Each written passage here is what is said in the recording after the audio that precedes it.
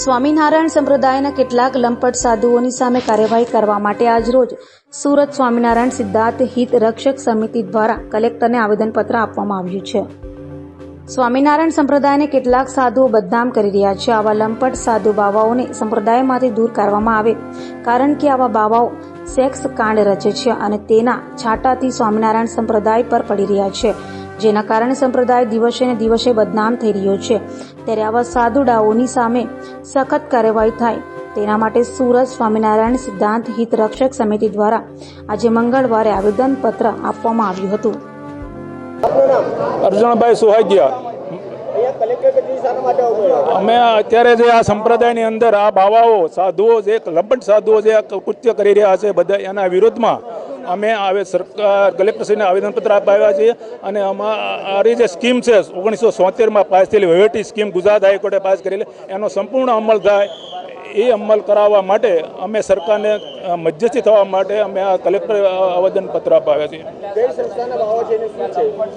આ સ્વામિનારાયણ સંસ્થાના ગઢડા છે, જુનાગઢ, વડતાલ, બધા સંસ્થા લક્ષ્મીદેવ ગાદી અંતર્ગત જે દીક્ષિત સાધુઓ છે એ બધા જે છે એને માટે અમે અહીંયા આવ્યા છીએ.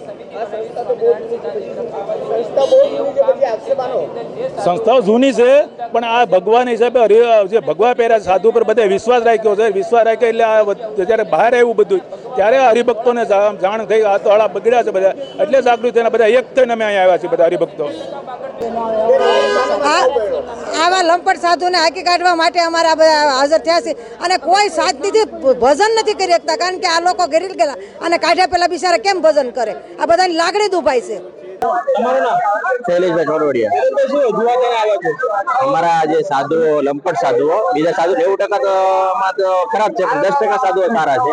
એના માટે નથી, પણ જે લંપટ સાધુઓ છે એના માટે આવેદન પત્ર દેવા કલેક્ટર ઓફિસે આવ્યા છીએ. કારણ કે અમે આ છેલ્લા 1 મહિનાથી જોવો તો અમે પણ મીડિયા સમક્ષ તમારી પાસે બધા ગ્રુપો અને પુરાવા પણ આવી ગયા છે કે એક દિવસ પછી એક જમીન પર પચાવી પાડવાનું, બાળકોને માઇન્ડ વોશ કરવાના, બાળકો સાથે કૃત્યો કરવાના. વડોદરા અંદર વાડી વિસ્તારની અંદર જે પંદર મંદિર આવેલું છે ત્યાં પણ બળાત્કાર થયેલો છે. કાલે કિરેસરા ગુરુકુળની અંદર જે બનાવ આવેલો છે, ત્યાર પછી ગરડાની અંદર ભગત પ્રસાદના સાધુ જે વિડીયો બહાર આવ્યા છે. આવા અવારનવાર 1 મહિનાથી અંદર જે પરાક્રમો સાધુના બહાર આવ્યા છે, ત્યારે આવા સમયની અંદર અમારે તિલકચાંદ બહાર કરીને નીકળી એટલે કોઈ પણ જે સ્વામિનારાયણ સંપ્રદાયના આશ્રિત ન હોય એ લોકો અમને એમ કે જો તમારા સ્વામીજીએ પરચો પૂર્યો એટલે અમારે નીચું જોવા જેવું તિલકચાંદ પણ કરવી, અમારે કરવો કે ન કરવો વિચાર કરી રહ્યા છે. અને દિન પ્રતિદિન આ સાધુઓ પર કોઈ લગામ, જેવા કર્મો કરે છે એ કોઈ લગામ રાખવા વાળું છે નહીં. છૂટતા આખલાઓની જે માને લોકો પોતાને મનસ્વી રીતે વર્તવું છે, કોઈની આજ્ઞામાં રહેવું નથી. અને આમનો જે કોઈ ગુરુ છે એ તો અત્યારે ફરાર થઈ ગયો એવું લાગે છે, એ પણ બોલવા રાજી નથી. અને એને પણ કારણ કે પગાર ઉપર બેસાડેલો છે, તારી પર કંટ્રોલ રાખી શકતો નથી.